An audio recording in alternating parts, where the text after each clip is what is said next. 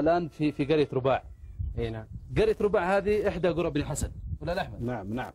طبعا هذه القرية لها تاريخ من خلال قصيدة مشهورة. ممكن أحمد يعطينا المعلومات لأنه أقرب الناس للشخوص اللي أرسل القصيدة واللي رد على القصيدة. نعم. وش قصتها في القصيدة؟ بالنسبة لقصة القصيدة هذه جت من جدي عبد الله رحمه الله أي إلى الشيخ جار الله اللي هو جدي طبعا رحمه الله عندما غادر من القرية هذه إلى نجد.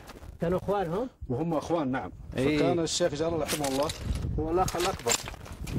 أي نعم.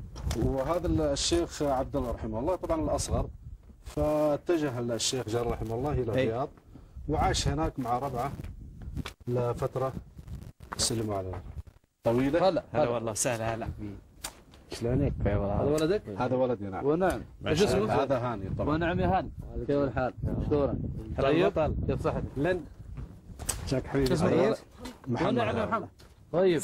هذا ولدي محمد. يلا حيهم. هذا هاشم. ونعم يا هاشم. ونعم مثل ابوك ان شاء الله. ونعم. فعاش فترة طويلة هناك رحمه الله في نجد من أكثر من 12 سنة.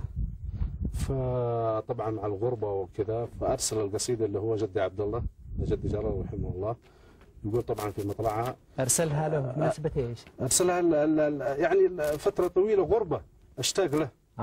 نعم. ولا عليه يعني ولا عليه وتعرف الغربة وأيام زمان ما كان في وسائل إعلام ولا كان في يعني الاتصال أو شيء، فطبعا أثرت عليه الغربة كذا وحن عليه في الرجل، فايش أرسل له القصيدة هذه. اي اللي هي يقول مطلعها بالبريد ولا؟ لا ما كان فيها حتى البريد قله يعني ما كان في الا على الناس بيسافروا هناك. فارسلها مع احد من ربعه فوصلت للشيخ جار الله هو رحمه الله من جدي عبد الله رحمهم الله الاثنين، اللي هي في مطلعها وبدايتها يقول الشيخ جار الله وش حدك على نجد الاقصى. فالقصيده يعني متداوله ومعروفه.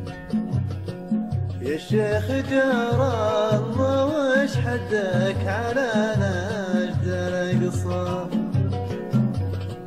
وش كرهك في لقاء ابن حسن وانحن هلاك، 11 عام وانا كل يوم اترجى،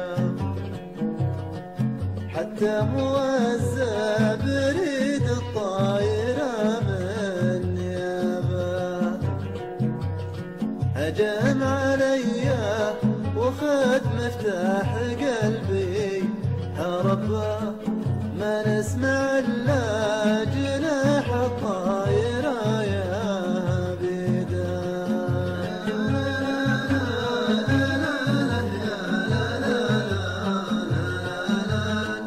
ما نسمع الا جناح الطايرة يا بيدا. يا ونتي ونت الملقوص في نجد الاقصى،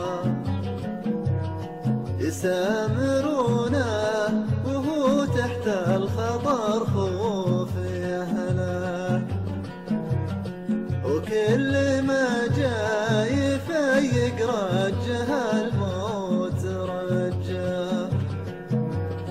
يون من سم ثبن تلاقات نيابه، ولا بيلقى علاجه في بلاده لربه، يستاهل اللي